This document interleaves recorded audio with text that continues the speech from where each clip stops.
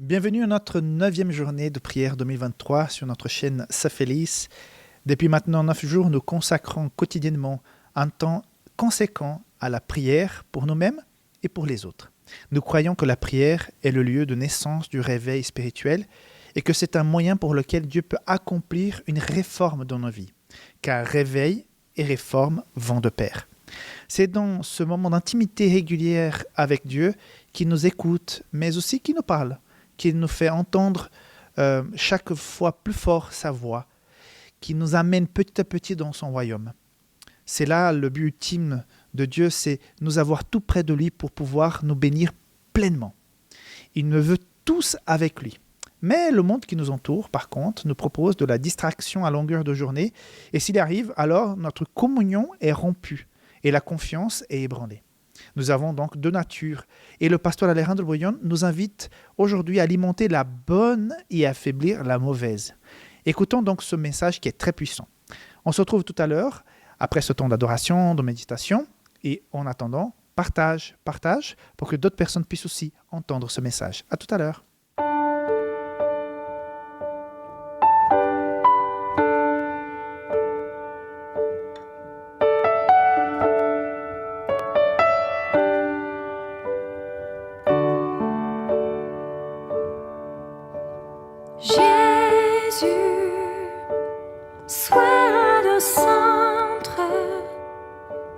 Sois ma lumière, sois ma source, Jésus.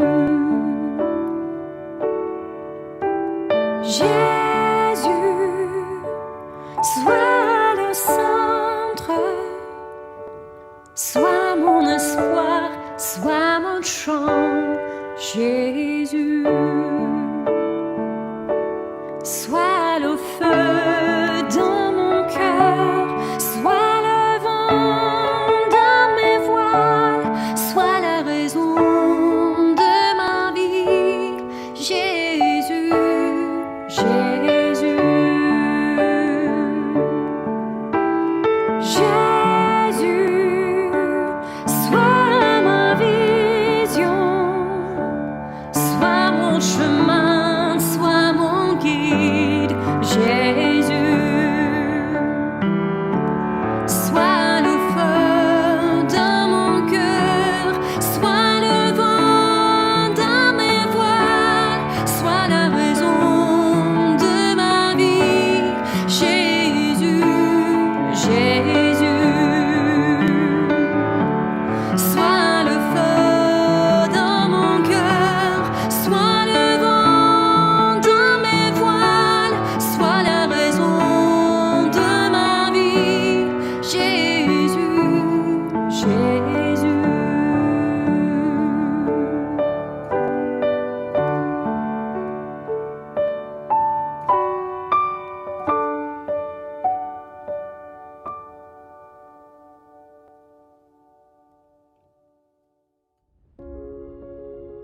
Bonjour chers amis, nous arrivons à l'avant-dernier message de ces 10 jours de réveil.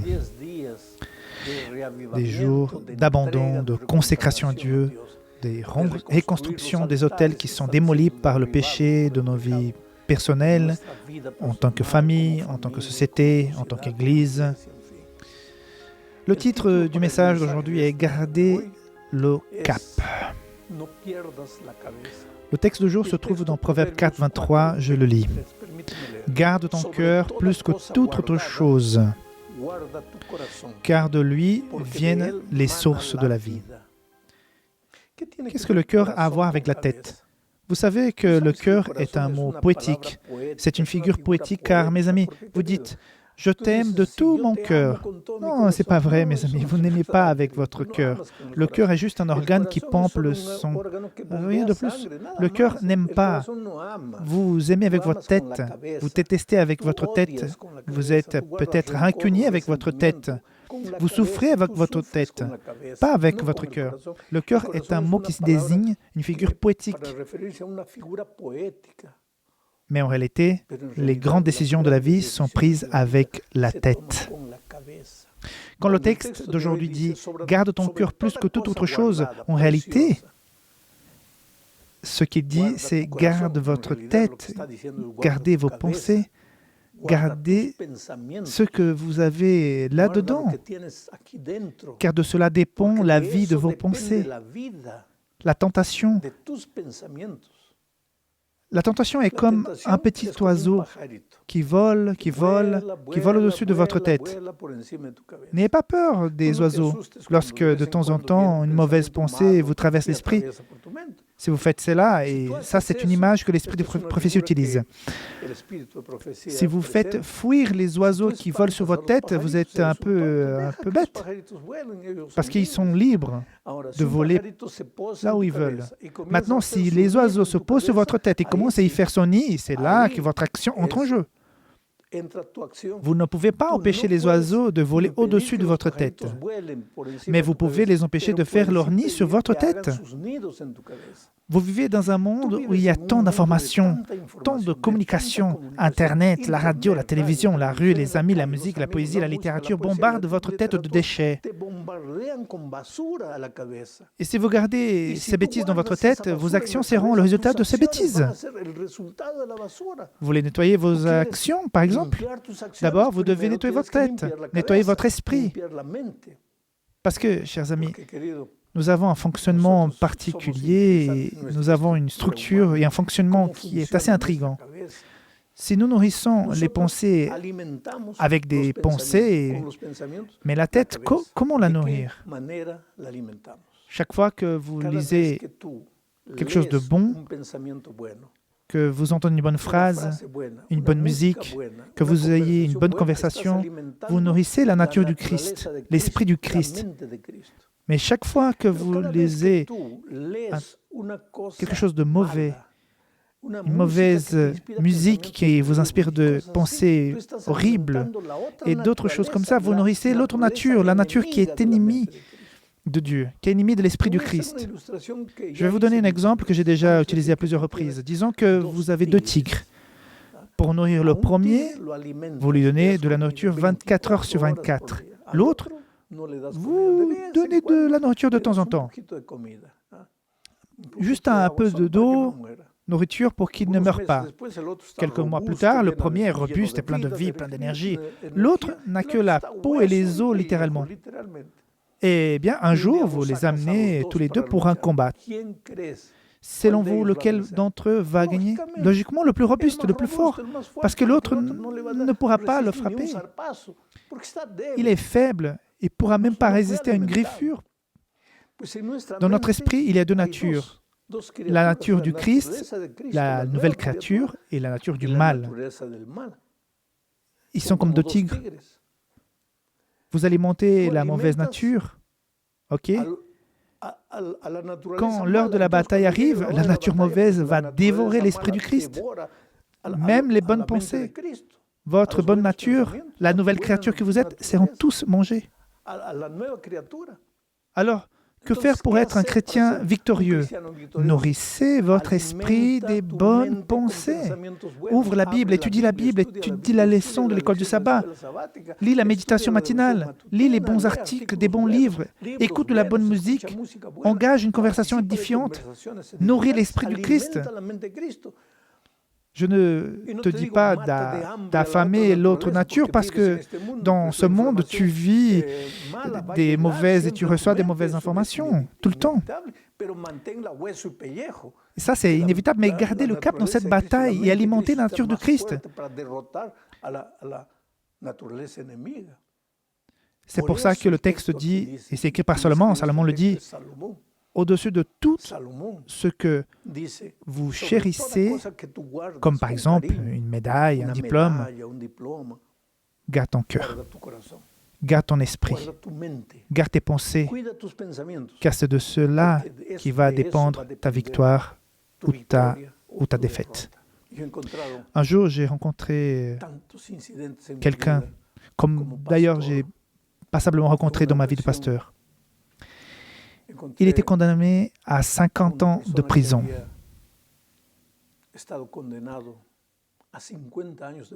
Parce qu'il avait tué quelqu'un. Mais justement, dans la cellule où il était, il y avait un type qui écoutait à la radio. Et c'était un message où je prêchais. Il a demandé que ce co-détenu puisse éteindre la radio. Mais comme l'autre ne teignait pas, il l'a attrapé, il l'a pendu, il l'a tué. Il a été condamné à plus jamais sortir de prison. Mais un jour, en conséquence de ce crime, il a été amené dans une salle de punition un peu spéciale. Ils l'ont battu, vraiment battu. On lui a donné très peu de nourriture pour qu'il puisse à peine vivre.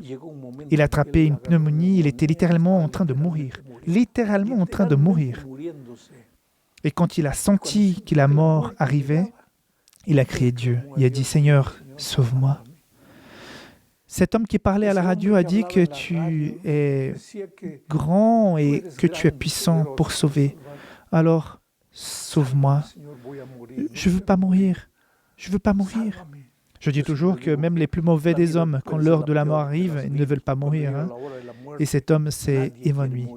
Mais avant de s'évanouir, il a une espèce de vision. Il a eu l'impression de voir Jésus, habillé en blanc, apparaître devant lui. Il le regardait et lui a dit, « Fils, tu m'as appelé au secours. » Et là, il s'est évanoui. Quand il s'est réveillé, il était en bonne santé.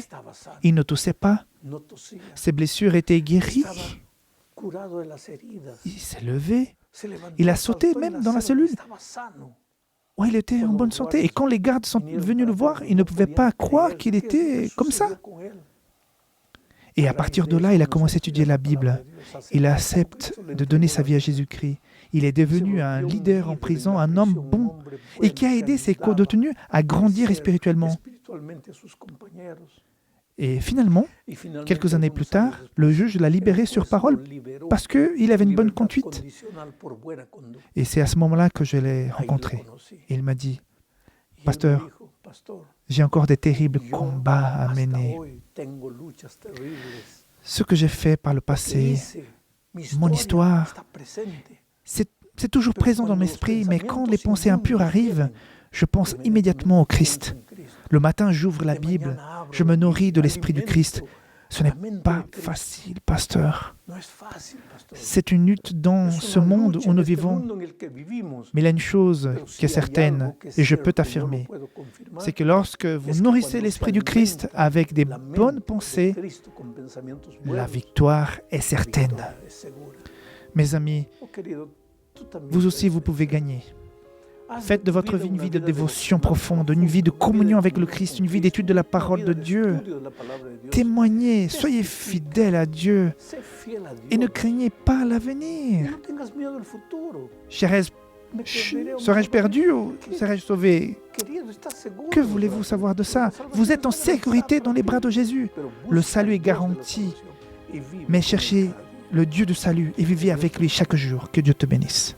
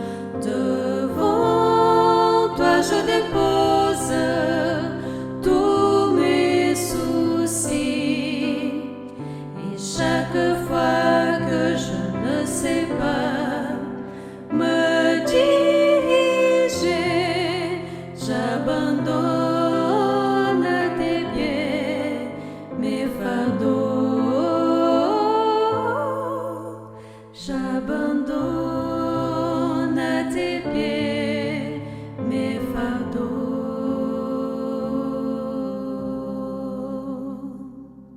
Voilà que nous arrivons au terme de notre 9e rencontre de prière. Que la prière et l'étude de sa parole t'inspirent et te fassent te lever pour aller, à ton tour, proclamer le beau message de Jésus en faveur de ce monde. Le mal, il est vaincu. Donc fermons les portes de nos âmes pour qu'il n'y rentre plus. Alors que nous allons donc nous quitter, prends du temps pour partager ce message qui est si important avec tes proches, par les réseaux sociaux, dans les groupes WhatsApp, peu importe. Mais que cette démarche de prière puisse être partagée avec d'autres personnes. Nous, on va se retrouver demain pour la dernière rencontre, mais avant cela, je te rappelle encore de prier pour les 7 personnes qui sont sur ta liste, qui ont peut-être besoin de prière pour continuer dans une démarche de conversion spirituelle. Soyez donc tous bénis et à demain pour notre dernière rencontre. Bye bye.